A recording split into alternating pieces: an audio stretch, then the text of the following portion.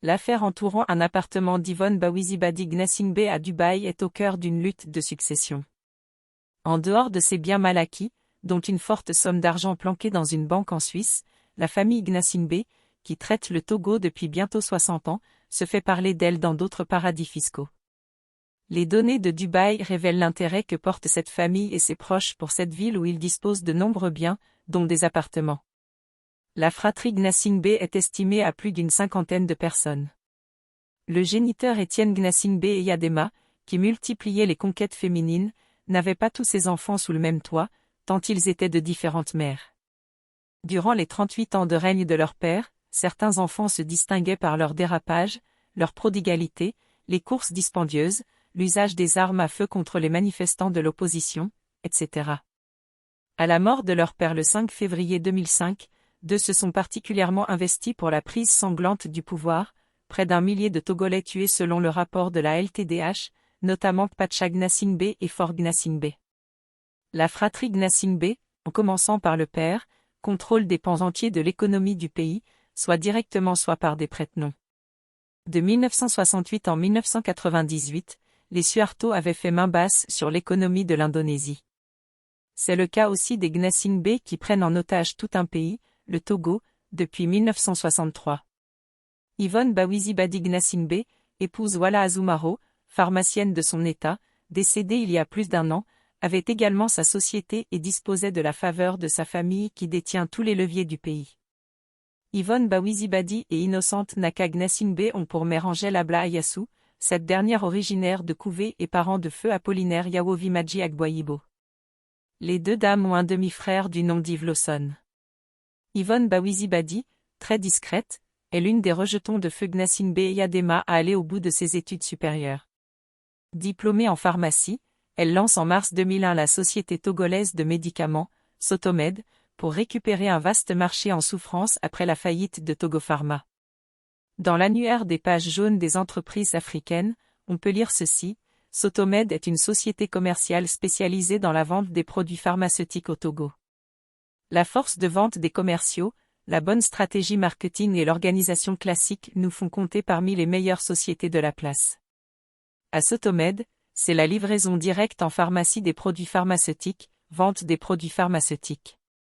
Ses partenaires sont entre autres Distrimex, Ebdi, Tongmei, Laboratoire, Piex, Tridem Pharma et plein d'autres.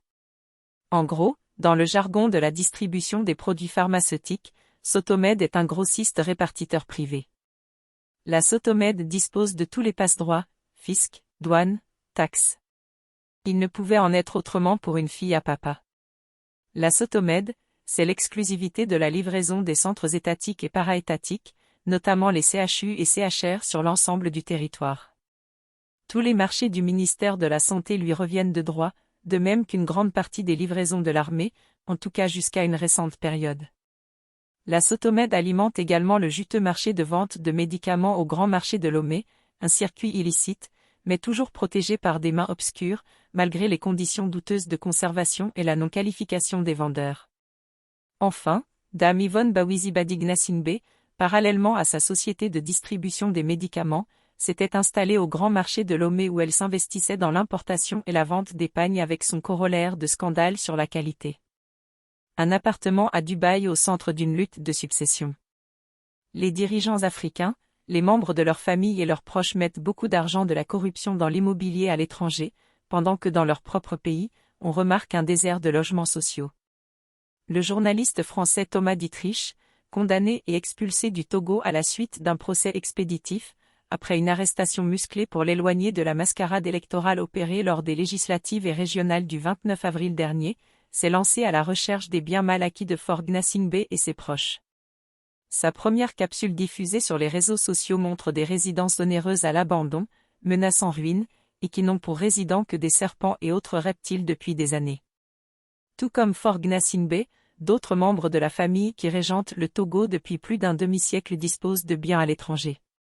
Tout ça, avec l'argent du contribuable.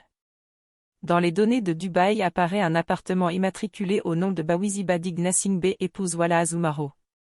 Situé dans la région de Marsa Dubaï TFG Marie commercial sous le numéro 121 à 0, cet appartement est d'une valeur de 223 931,52 $, soit 136 381 202 de FCFA. Un appartement et d'autres biens aujourd'hui au centre d'un conflit de succession. Yvonne Bawizibadi Gnassingbé s'est mariée avec Charles Wala Azumaro le 18 décembre 2010. Le couple, qui vivait ensemble depuis 2003, a 2 garçons. Yvonne Bawizibadi Gnassingbé décède le 28 février 2023 suite à un AVC.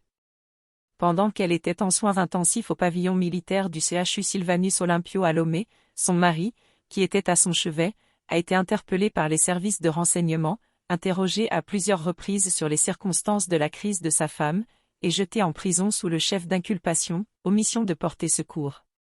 Le sieur Charles Wala Azumaro n'a pas été informé du décès de sa femme, ni autorisé avec sa famille à assister aux obsèques. Il croupit à la prison civile de Lomé depuis le 13 mars 2023.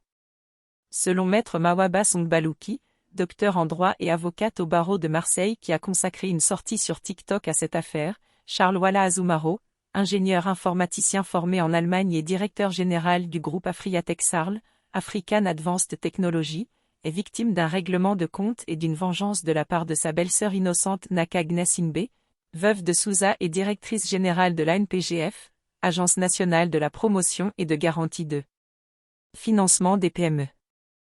Il faut le préciser, les conflits de succession dans la famille Gnassingbé se règlent parfois à la manière des cow-boys, un combat au cours duquel aucune règle n'est définie. Les bisbilles entre Kpacha Gnassingbé et Fort Gnassingbé autour d'une partie de la fortune de leur père, 3800 milliards de FCFA planqués dans une banque à Lausanne en Suisse, la rédaction du journal L'Alternative y avait consacré une enquête il y a plus de 16 ans, ont débouché sur l'attaque à l'arme lourde du domicile du premier, suivi de son arrestation, son jugement et sa condamnation à 20 ans de réclusion criminelle, à la déchéance civique et à la confiscation générale pour complot. Formé pour préparer un attentat contre la sûreté intérieure de l'État. Il est aujourd'hui malade en prison, mais son frère Fort Gnassingbé refuse de le libérer. Charles Wala Azumaro subit visiblement le même traitement, car, selon maître Mawaba Songbalouki, le chef d'accusation d'omission de porter secours est juste inventé pour le jeter en prison. Il s'est occupé de son épouse qu'il a évacuée dans une clinique de la place tout en prenant soin d'informer sa belle-famille.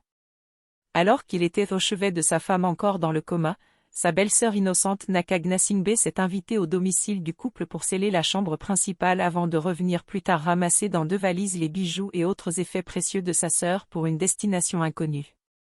Tous les biens, terrains bâtis et non bâtis, du couple sont en train d'être confisqués par la belle-sœur, y compris ceux immatriculés au nom du monsieur.